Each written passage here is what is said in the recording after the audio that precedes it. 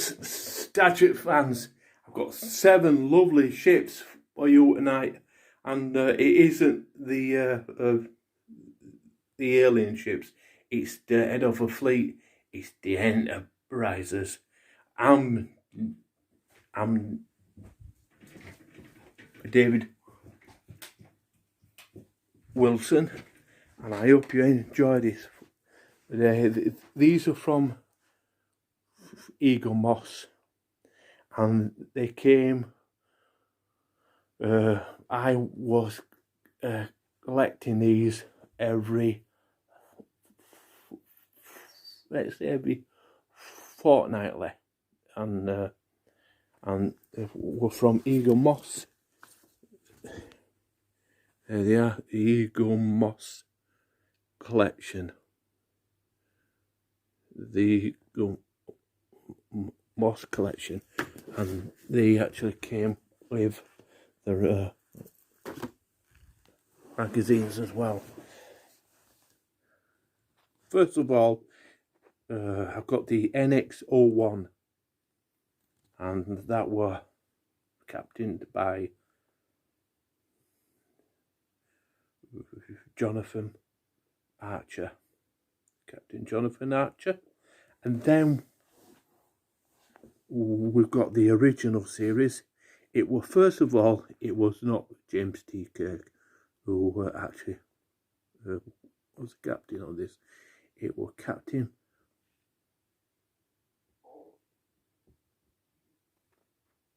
Pike, and then James T. Kirk took over Captain Pike, and then the NX, the refitted 01, NCC 1701, the refitted Enterprise there, and that was Captain James T. Kirk's, and the Enterprise A looked exactly same. So I don't know if any chance of the Eagle Star ever did the NX. That's the NX. Sorry, the NCC 1701A. I don't know if they actually ever did it in the Eaglemosses. They might have thought that. Well, they might have did the A in a special, and then Enterprise B, acted by, let me think, Captain Hara, something like that. I'm not so sure who Captain Enterprise C, without actually looking it up. Enterprise C was actually featured on one series of the Next Generation. That was called Yesterday's Enterprise. When the Enterprise C came through a what you call it, time rift, and it altered the Enterprise D bridge as well, and Enterprise D became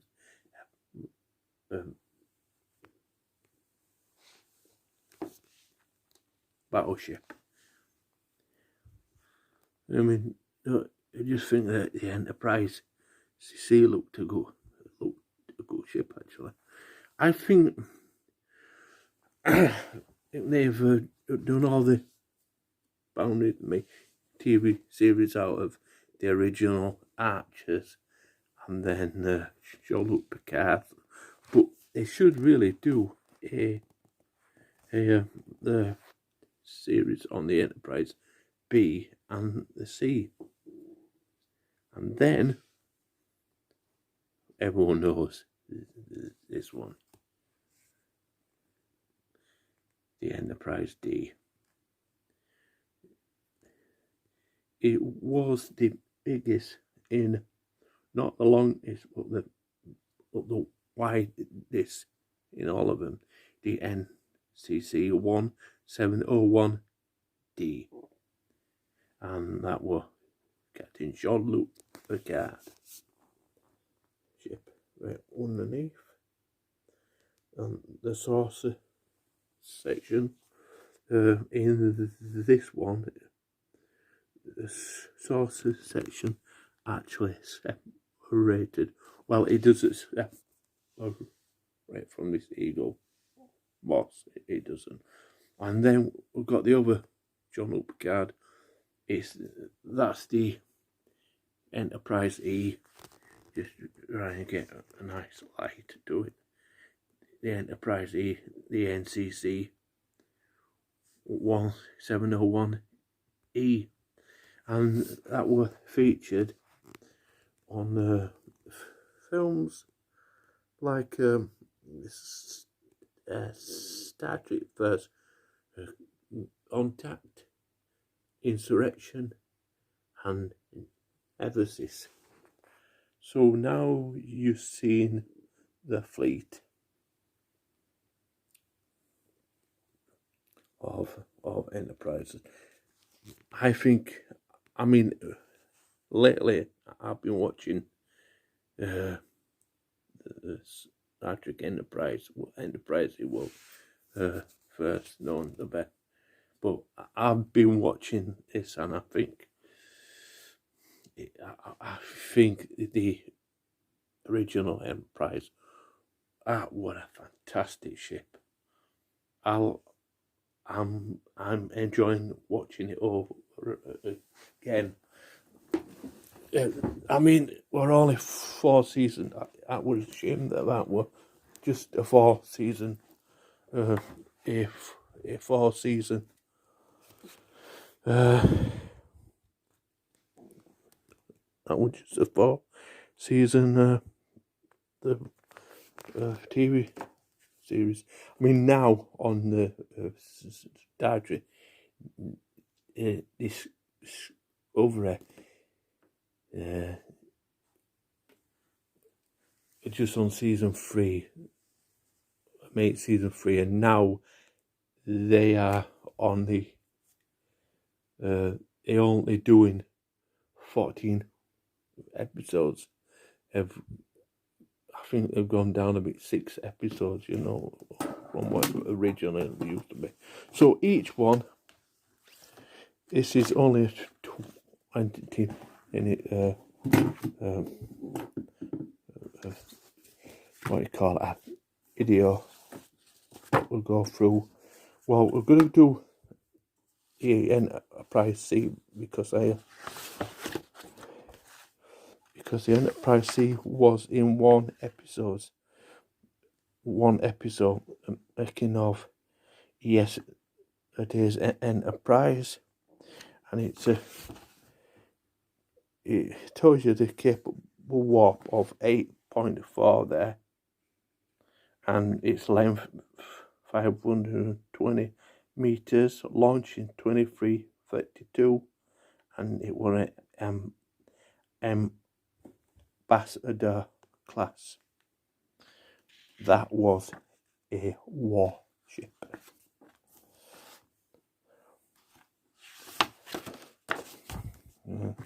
There we go. Yesterday's Enterprise. I mean, it's actually wondered what happened. Why have they never ever showed the Enterprise C until this episode? And that's and oh yeah, and remembering in the first season of Next Generation,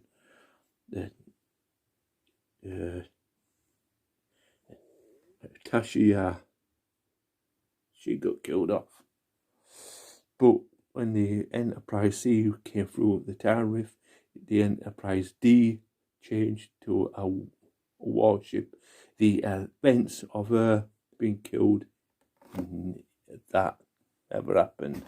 and then she is on the Enterprise D. She went through the Enterprise. She went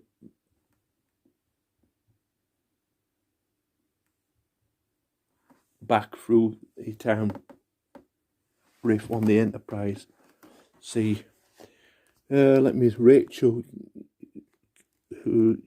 Garrett. She was a captain of the Enterprise C. Spent 12 years commanding the Enterprise C.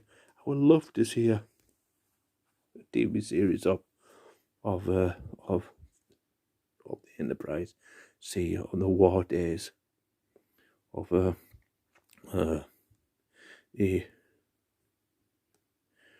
they were fighting the Klingons.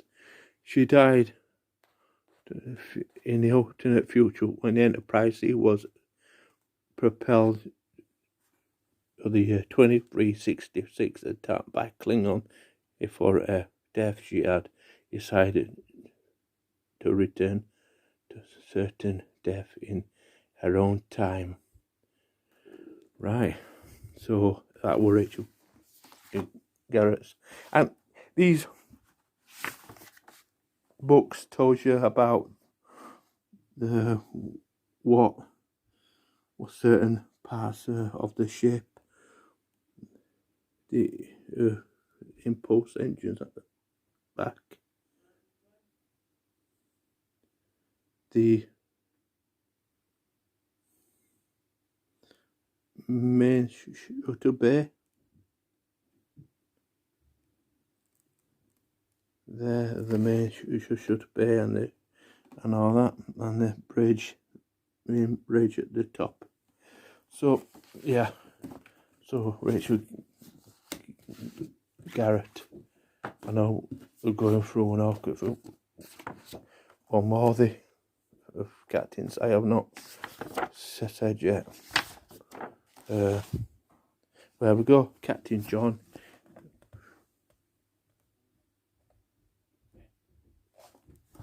Hang on a minute. No, hello. Love you too. My lad, it always comes down at the wrong time when I'm just making a video. This is a night.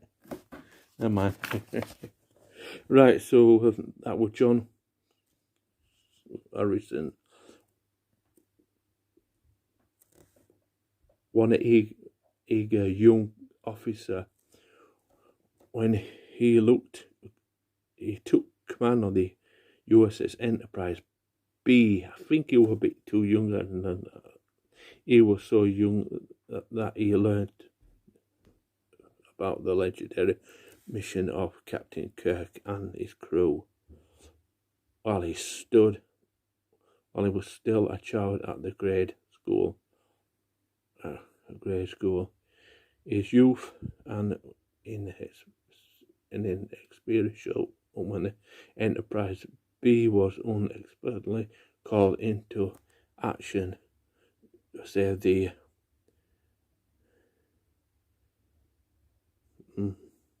so you read that, and then Kirk took charge. Yeah, I think he was a little bit too young, and I think he wasn't as because he knew that he wasn't as brave as James T. Kirk was. John Harris was never a James T. Kirk. So that's the Enterprise B. I like the Enterprise B. I love the shape of it, and that's a associate class, launched in 2293. Length. That's that one. Length 467 meters. Crew compartment of 502. That's a small one. There we go. That's my review of the Enterprise B, and underneath you of the Enterprise B. If you don't see him focus, this phone focus itself. Oh yeah, I forgot the Enterprise. See there. So all the captains from Rachel Garrett and John Harris I've sent out, and all the other ones I've mentioned. So this one, it's the same again. It tells you from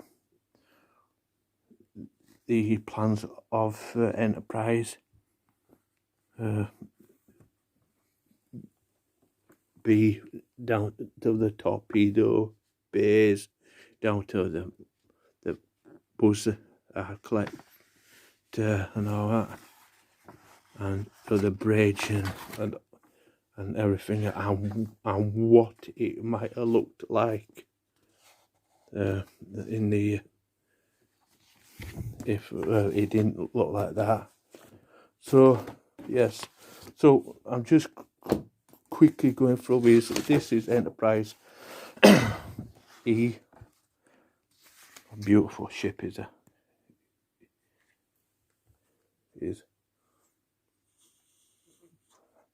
Enterprise E.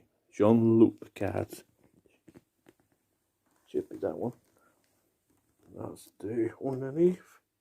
No, I think the Enterprise E has got a lovely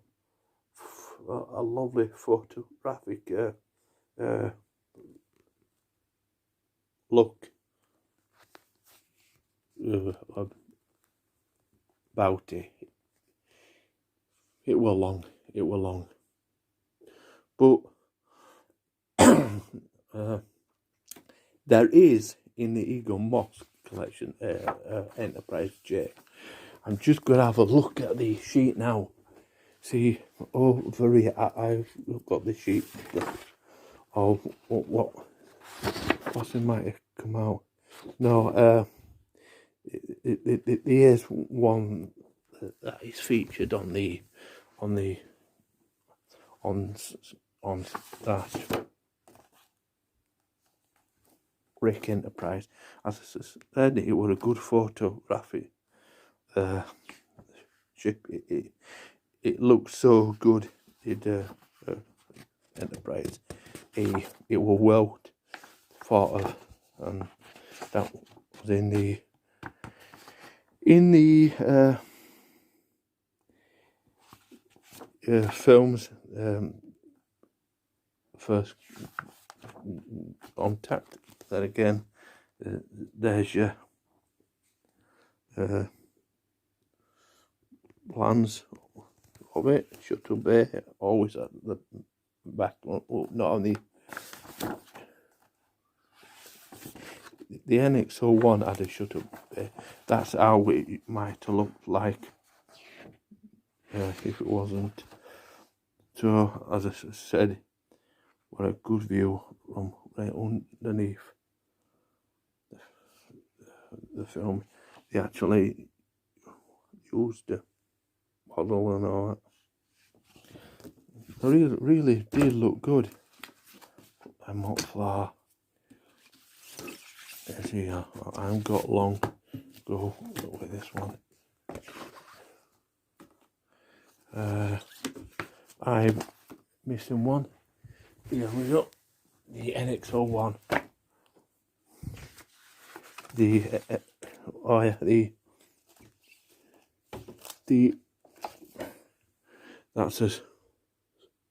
That was Soviet class Enterprise E. Souvenir class, launch 2372, length 685 meters, number of decks 24. NX-01, launching 2151, length 225 meters, number of decks 7. See, this one's a lot different. The NX-01 right at the back. Lovely ship. I always thought it's a lovely ship. It's and that's a photo of it. It didn't have no shields. It were armor plated.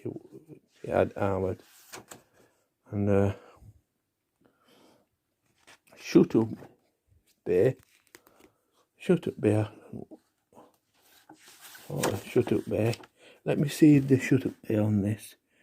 Let's, I think the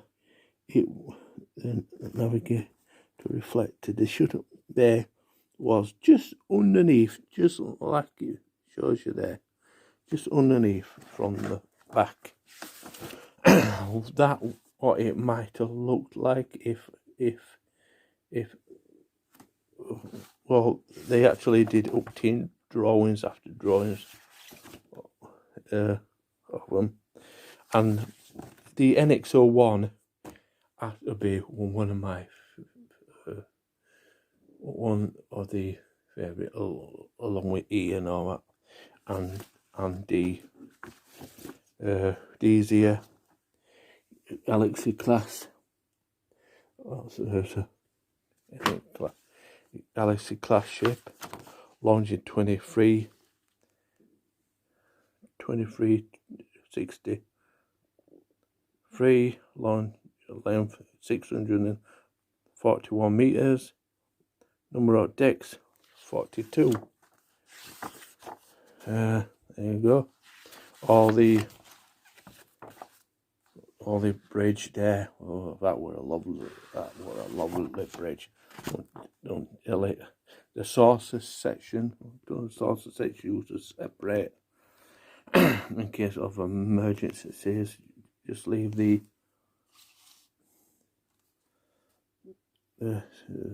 saucer section from the rest of the ship, and that's the old plans. Reflect array and all that, and the shut bay 1, shut bay. There were around about 2 shut bays on this one. Shut up bay right at the back of it, right at the back there, and the main shut up bay was right here.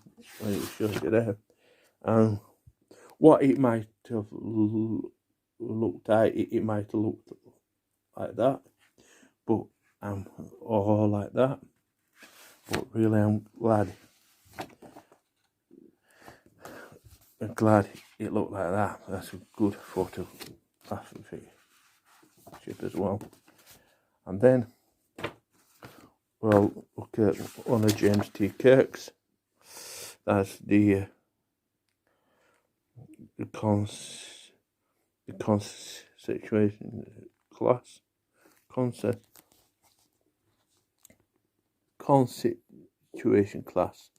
If I've got it right, I'll show you.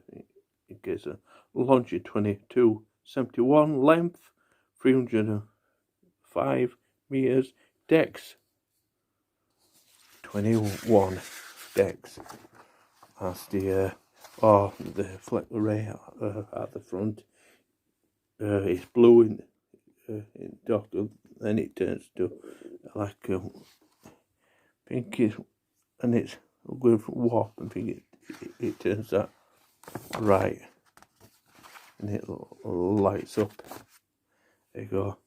The impulse data feed of the light even off by the deflector dish.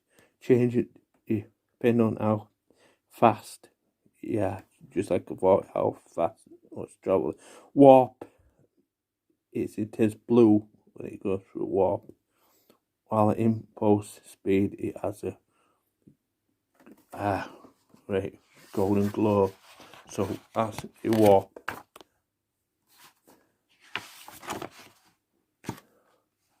That's it is the base docks, and see these are specials from Eaglemoss. I'm hoping I might even get a few more on what I haven't collected. That what it might have looked like. Alright. So just gonna end you with the class constitution last. That's like, yeah, that's exactly like that one. The class constitution class. Constitution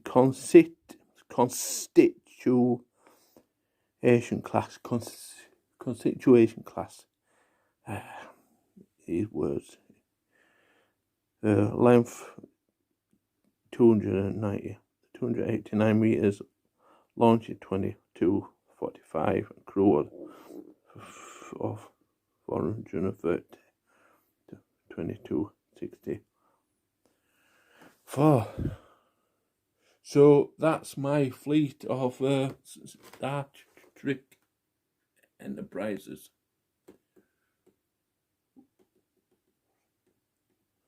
For you and I'm.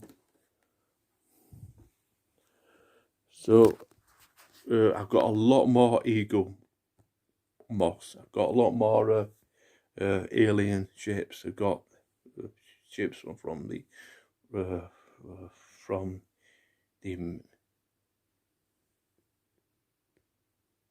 medical ships. I've got all sorts of ships. Oh, show you. That's on part 2. That's next time. So, for now, on me, David Wilson, live long